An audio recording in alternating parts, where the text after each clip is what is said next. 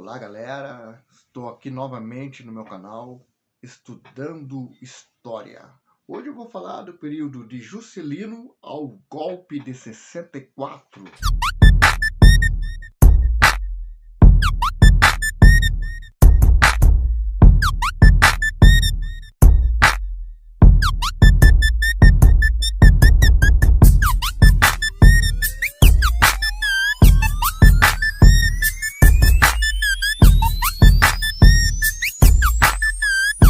Juscelino assumiu a presidência 2 anos após a morte de Getúlio Vargas. O país, viveu uma época de crescimento econômico, com a instalação das fábricas de automóveis e a construção de Brasília. Mas depois tivemos aí a questão que a inflação subiu demais, e os salários também dos trabalhadores caíram. Vou então aqui falar um pouco do Juscelino, o Juscelino Kubitschek, famoso JK, e a questão do nacional desenvolvimentismo. Juscelino, ele incentivou a instalação das multinacionais no Brasil, nas empresas estrangeiras, porque achava que elas contribuiriam para a nossa industrialização, ou seja, para o nosso crescimento industrial, econômico.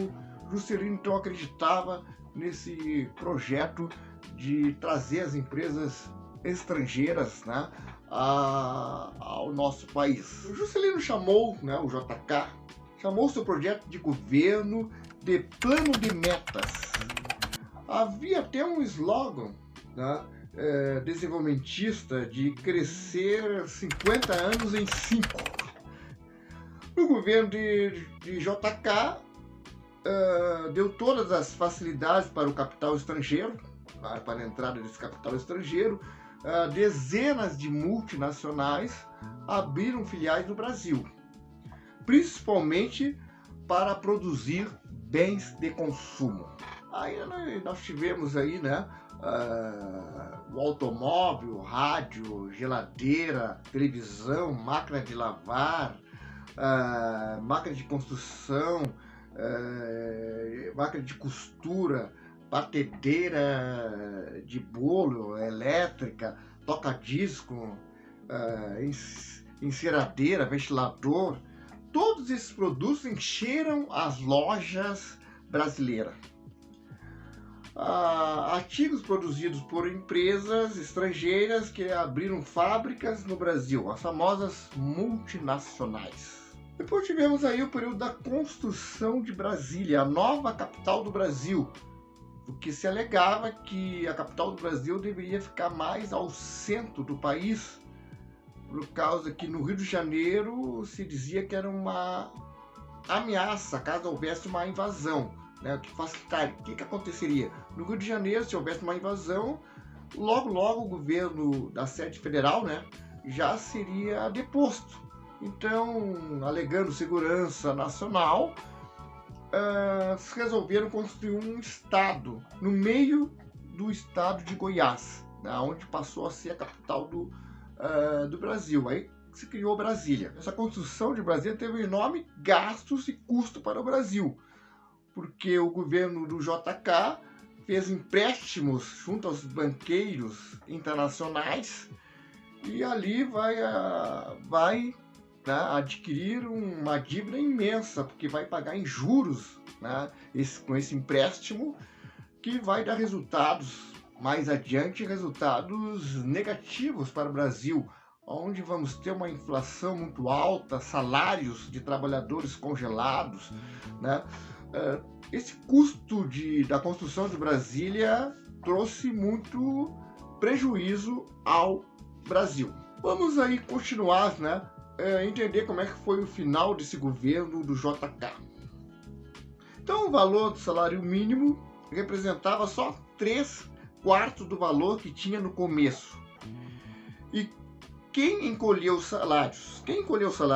A inflação, claro, porque os preços subiam todas as semanas. Imagina os preços subindo semanalmente, era uma coisa constante.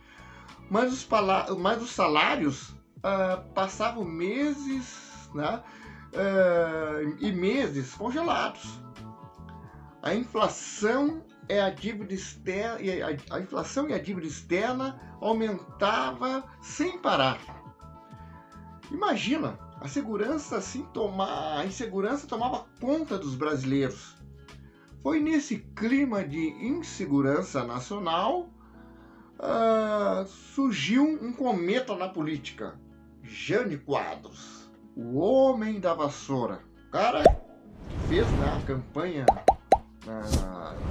durante a campanha presidencial, usava uma vassoura. Mesmo depois, quando assumiu o governo, tinha aquele costume de usar uma vassoura, porque a vassoura significava que ele iria limpar toda a corrupção no Brasil. Então, nas eleições presidenciais de 1960, Jânio Quadros teve uma vitória espetacular. Era um político, conservador, ele agradava a classe alta e a classe média. Não foi à toa que recebeu o apoio da UDN, um partido de direita, e de Carlos Lacerda. Embora tivesse aliado à UDN, não pertencia a nenhum grande partido.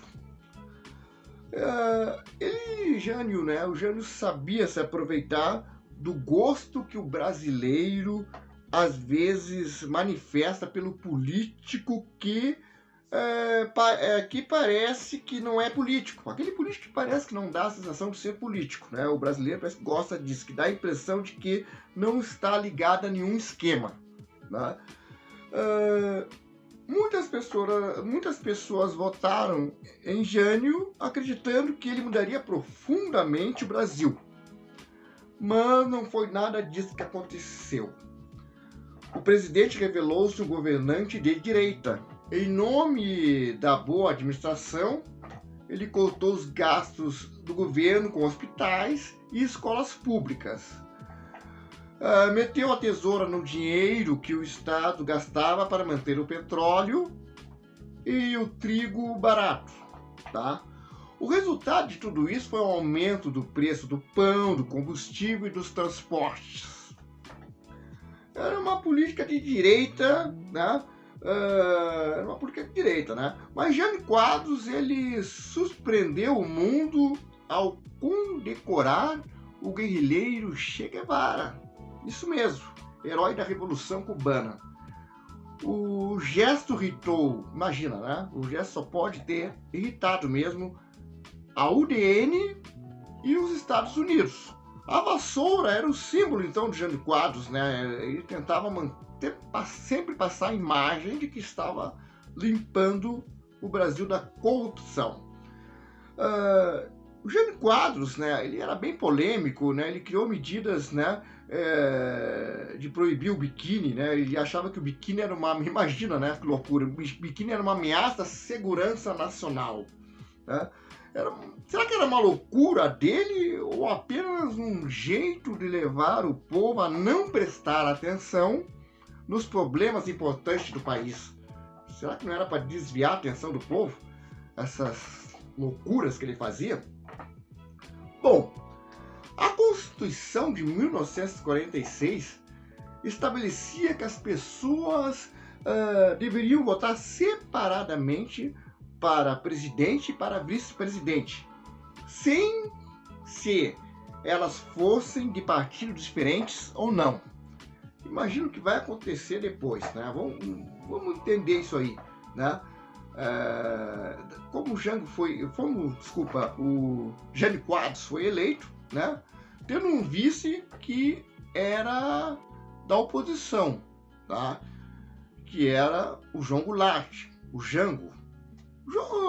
Jânio Quadros, com apenas 7 meses de governo, pegou todo mundo de surpresa. Jânio Quadros, então, ele vai renunciar à presidência.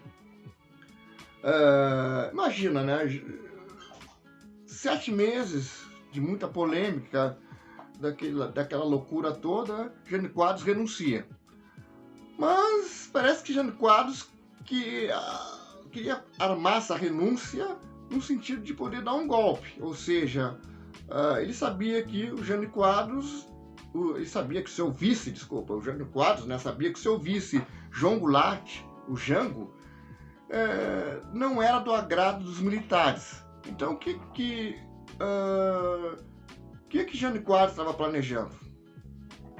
Estava planejando renunciar e acreditava que os militares iam ficar, seriamente, preocupados ali com a possibilidade de João Goulart assumir e daria apoio para ele, colocando ele como ditador, fechando o Congresso. E mais, ele teria o apoio do povo, que pediria a volta dele, ao poder. Só que ele renunciou e não aconteceu nada disso. O povo não foi para a rua, não pediu a volta dele. Então ele acabou indo embora, O que acontece? Jânio Quadros acaba indo para ir morar lá na Inglaterra.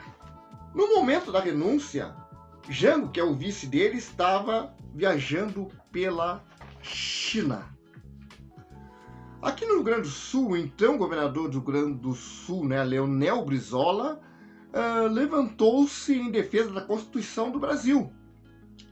Brizola tinha o apoio ainda do Terceiro Exército. O Brizola queria que a Constituição do Brasil fosse cumprida. E o João Goulart, que era o vice do seu partido, PTB, que ele assumisse a presidência do Brasil. O Brasil, vai passar por um período, um regime parlamentarista, mas depois vai haver, em 1963, um plebiscito, porque Brizola exigia isso, Brizola comandou a legalidade, o direito de João Goulart assumir, e que consultasse, então, o povo sobre essa questão. Foi feito um plebiscito, é uma consulta ao povo, e a maioria esmagadora da população votou a favor do retorno do presidencialismo. Bom, galera, agora eu vou entrar na segunda parte aí, que é aonde o João Goulart, o Jango, assume como presidente. João Goulart.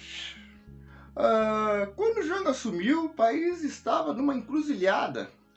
A economia crescia pouco e a inflação aumentava. Como resolver esses problemas? Foi aí que surgiu a ideia das reformas de base.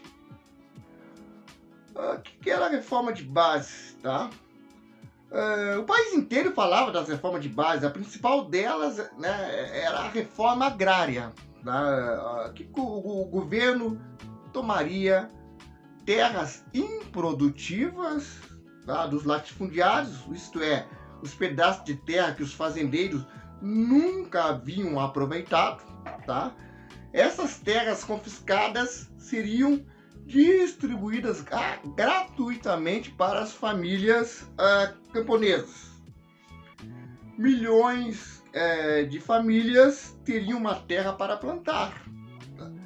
Não passariam fome, onde não passariam fome, e teriam o que plantar, colher e vender para as pessoas da cidade. Também não engrossariam as favelas das grandes cidades, aquela questão das pessoas saírem do campo para tentar uma vida melhor nas grandes cidades. E aí acabava sempre aumentando a população das favelas. Então isso resolveria esse problema. O mercado interno do país cresceria, dinamizando a indústria. Tudo isso aí estava dentro das reformas de base. Outras questões da reforma de base também incluiriam maiores impostos sobre os ricos, que proporcionariam dinheiro para o governo fazer hospitais, estradas, escolas e casas populares. Seria um modo de distribuir renda. Um exemplo de reforma agrária aqui foi feita, o governador gaúcho Leonel Brizola, que era do mesmo partido do João Goulart, do Jango, o PTB, ficou conhecido por pegar metade da terra de sua fazenda, herdada por sua esposa, e doar para a reforma agrária. O próprio Brizola deu esse exemplo. Os conservadores ouviam Brizola como um radical de esquerda. Vamos lá continuar sobre a questão um pouco da reforma de base, tá? Havia um fundo muito nacionalista nessas reformas de base, né, de fazer um Brasil forte, né, que gerasse renda e produzisse e fosse potencialmente forte economicamente. A proposta de obrigar empresas multinacionais a investirem aqui mesmo a maior parte do lucro que obtinham no Brasil, em vez de simplesmente remeter para o exterior milhões de dólares ganhos à custa do trabalho dos brasileiros. Ou seja, então as multinacionais deveriam investir aqui mesmo. As empresas estrangeiras, ao invés de pegar o nosso dinheiro, né, e investir lá nos países deles, eles teriam que investir aqui no nosso Brasil. Ideias nacionalistas, né? Não tinha nada a ver com comunismo.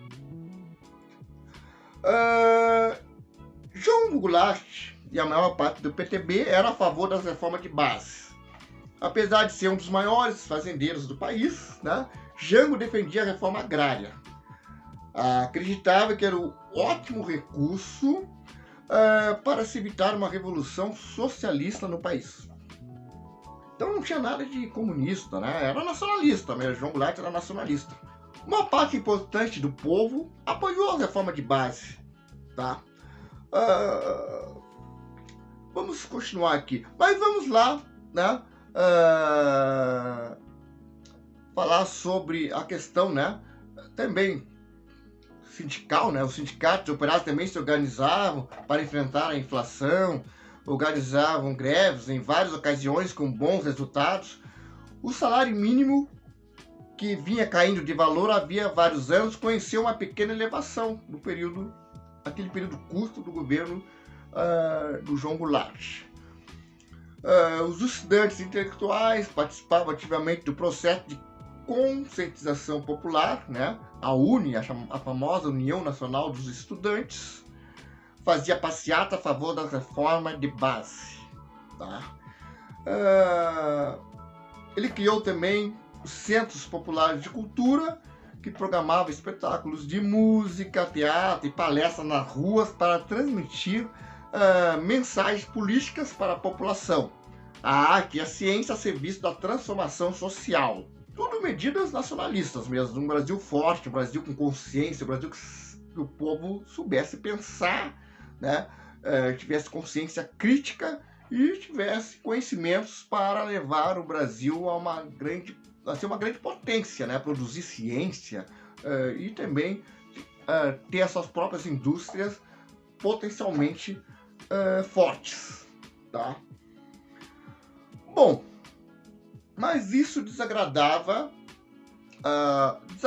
lá os Estados Unidos, a elite que era ligada, né, ao capital internacional, ao interesse das empresas estrangeiras, aos grandes proprietários de terras, latifundiários, não gostavam não estavam gostando desse governo nacionalista do João Goulart, tá? E contou com o apoio da classe média, né? A classe média tinha medo de perder aquele privilégio de poder consumir. Privilégio que não tinha o pobre, né? Quando nós vimos uma classe média comprando televisão, automóvel, mas o pobre não, tá? Mas a classe média não estava interessada, né? Não se colocava ali no lugar da questão do pobre, né? Que o pobre também deveria consumir, né? Que um país forte e uma classe média também forte é um país que investe socialmente em todo o seu povo, né? Em desenvolvimento, que acabe com a pobreza, a desigualdade. Mas parte da classe média não conseguia fazer esse raciocínio. Os motivos para o golpe estão em 64. A mobilização a favor da reforma de base amedrontou a classe dominante. Muita gente rica e poderosa ficou contra a reforma de base e contra o Jango. Tinham medo de perder alguns privilégios. Temiam que as reformas de base fossem apenas o começo de uma série de transformações radicais no país. Os latifundiários, claro, não aceitavam a reforma agrária, de jeito nenhum. Os latifundiários eram contra essa reforma agrária, né? Os grandes empresários e banqueiros, né, estavam assustados com a greve dos trabalhadores, consideravam o Jango um presidente incapaz de castigar o movimento sindical, de conter o crescimento dos comunistas. Como eu falei, né, grande parte da classe média estava apavorada com as greves, tá? E as manifestações de trabalhadores. As greves eram consideradas a principal causa da inflação e da desordem, tá? A UDN, claro, né, através de Carlos Lacerda, que era governador do estado da Guanabara, que mais tarde, né, esse estado da Guanabara vai se unir ao Rio de Janeiro e vai ficar um estado só. E ele atacava diretamente Jango, acusava de não controlar a corrupção nem a baderna, né, comunista. Tá? Os Estados Unidos, né, já não estavam mais vendo com bons olhos aquele nacionalismo do João Goulart, né, temia que acontecesse uma revolução comunista, assim como aconteceu lá, aquela revolução socialista lá em Cuba. Temia que acontecesse no Brasil. A CIA, né, constantemente está bem ao Brasil, né, faz relatórios onde começa a dizer que há uma ameaça comunista, né, e a CIA, né, os Estados Unidos, através da CIA, tem uma simpatia pelos militares brasileiros que são contra o João Goulart, né? Nessa questão toda, tá? Nós vamos ter o processo do golpe de 64. Nós vamos ter a doutrina de segurança nacional, tá? O que é a doutrina de segurança nacional? DSN, tá? Ela foi criada por militares e intelectuais do governo norte-americano. No Brasil, ela chegou à cabeça dos comandantes por intermédio dos cursos da Escola Superior de Guerra. A DSN, tá? Ela refletia os ideais de Guerra Fria, ou seja, sua ideia básica era de que os agentes comunistas da União das Repúblicas Socialistas Soviéticas se infiltrariam nas instituições brasileiras, como universidades, sindicatos, né? E jornais, órgãos culturais e editorais, de livros, clubes e igrejas, tá? Para promover a subversão. Ou seja, para a DSN, a luta pelas reformas de base, as greves operárias, tá? As ligas camponesas e ações da União Nacional Estudantil, tudo isso estava sendo manipulado pelos comunistas fiéis a Moscou. Olha, né, o que eles criaram, né? Quando na verdade tudo era ação nacionalista, né? João Goulart era um nacionalista e estava querendo fazer um Brasil forte. Mas os Estados Unidos, né, através junto com a CIA, né, cria todo esse clima, né, de uma ameaça comunista. Então, de acordo com a DSN, né, os militares brasileiros demonstrariam seu patriotismo, impedindo a subversão comunista, impedindo essa ameaça comunista, né? Os comandantes militares acabariam concluindo que só havia um jeito, um golpe que implantasse uma ditadura militar. Só assim salvaria o Brasil do comunismo. Tá? E aí entrava a ideia da DSN. O governo militar organizaria o Brasil para que ele se tornasse uma grande potência econômica e militar. Tá? Vamos prosseguir aqui.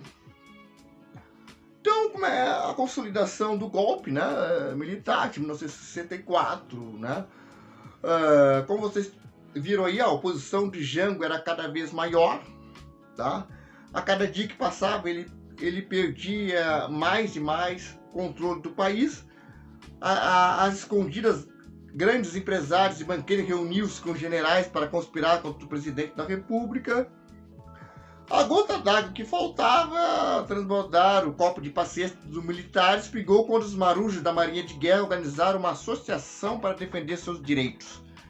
A maioria dos comandantes militares legalistas, isso é, que achavam que a Constituição deveria ser respeitada, mudou de opinião a partir daí.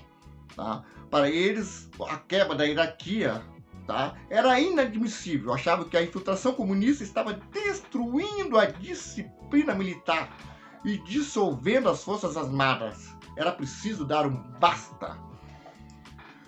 Jango resolveu dar a última cartada. Convocou o gigantesco comício da Central do Brasil, no centro do Rio de Janeiro. Lá anunciou que enviaria ao Congresso Nacional o projeto de reforma de base. O principal era o início da reforma. Mas no dia 31 de março de 1964, o governo da Guanabara, Carlos Lacerda, rebelou-se contra o governo federal. Foi acompanhado pelo banqueiro e governador de Minas Gerais, Magalhães Pinto, e pelo empresário e governador paulista, Adhemar de Barros. Os generais ordenaram o deslocamento das tropas para ocupar os pontos estratégicos do país. Jango, se sentindo isolado, né? O que aconteceu? Acabou, né, fugindo. E o governador Leonel Brizola também acabou, né, saindo do país para se exilar, né, teve que sair. Né? Jango temia, né, uma guerra civil, e Jango optou então em renunciar, né, enquanto o governador Brizola insistia na resistência. Né? Mas Jango optou então a fugir. Então não havia mais presidente constitucionalmente eleito. Agora o governo estava nas mãos do general Humberto Castelo Branco. Começava uma longa noite em nossa história. Né? Nós tivemos também a questão, né, da Operação Brother Sun.